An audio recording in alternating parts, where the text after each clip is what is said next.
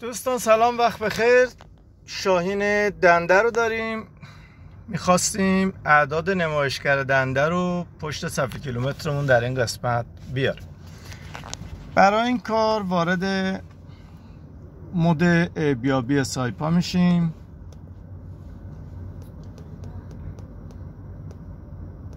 خودروی کویک رو انتخاب میکنیم. درسته ماشین شاهینه ولی باید توی تنظیمات کویک بریم.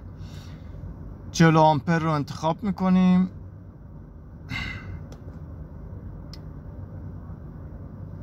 میایم داخل پیکربندی نوع گیربکس.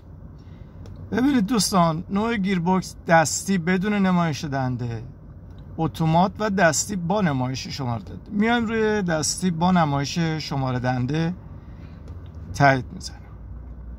صفحه کیلومتر خاموش میشه و روشن میشه و کار با موفقیت انجام میشه. حالا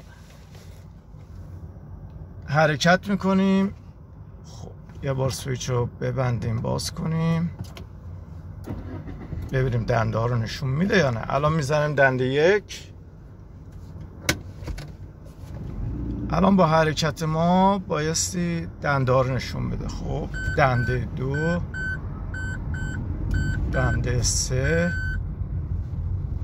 بله دیدید که دیگه دنده ها رو پشت صفحه کیلومتر داریم. متوقف که میکنیم یه خط میاد.